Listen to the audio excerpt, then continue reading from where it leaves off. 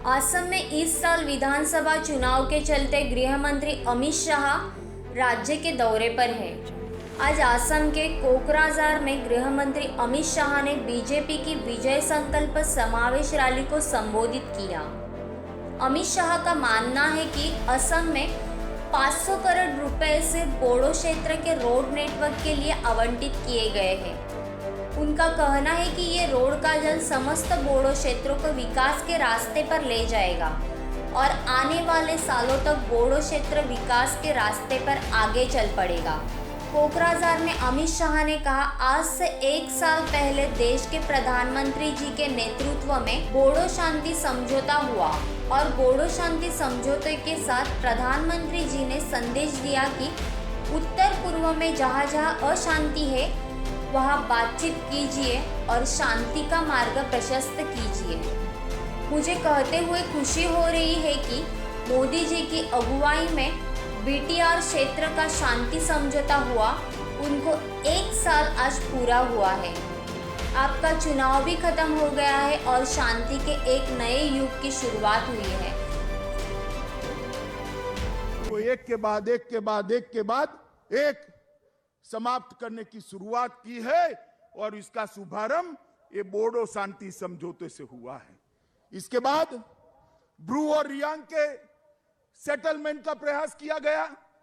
8 अलग अलग हथियारी ग्रुपों ने हमारे मुख्यमंत्री के सामने 700 लोगों ने हथियार डालकर शांति का रास्ता प्रशस्त किया और ये सारी प्रक्रिया विकास के रास्ते में हमें ले जाने वाली है, क्योंकि मोदी जी ने जो न्यू इंडिया की कल्पना की है, आत्मनिर्भर भारत की कल्पना की है, वो कल्पना न्यू बोडोलैंड और आत्मनिर्भर बोडो क्षेत्र के अलावे समाप्त नहीं हो सकती। इसलिए हमें इसके सामने जाना है।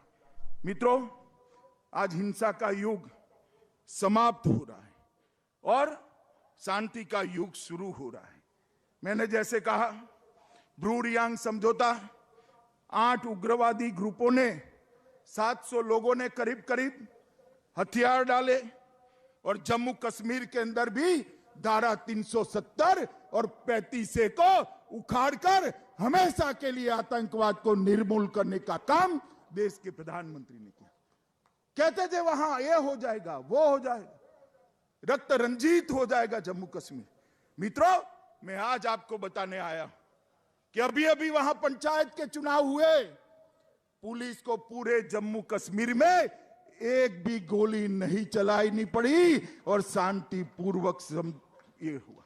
यहां पर भी चुनाव हुआ, 80% से ज्यादा वोटिंग हुआ। जिसने जिसको वोट देना था उसको वोट दिया, मगर कहीं पर भी हिंसा नहीं हुई, एक भी बूथ पर पुलिस को गोली नहीं चलानी पड़ी। मैं मानता हूं ये हम सबका संयुक्त विजय है, शांति का विजय है मित्रों। और ये भारत की जो परंपरा है उसको आगे बढ़ाने का काम है। मित्रों, चुनाव को जिस प्रकार से हमने संपन्न कराया है, मैं आज आपको विश्वास दिलाने चाहता हूं, ये यूपीपीएल और बीजेपी का जो गठबंधन हुआ है, प्रमोद जी एनडीए में आए हैं, ये पूरे क्षेत्र के लिए शुभ साबित होने वाला है, आपका विकास का रास्ता आगे बढ़ाने वाला है। मित्रों, एनडीए में यूपीपीएल का आना और यहां यूपीपीएल बीजेपी की साझा सरकार बनना, वो बताती है कि आने वाले दिनों में पूर्ण बहुमत के साथ भारतीय जनता पार्टी की सरकार आसाम के अंदर बनने वाली है।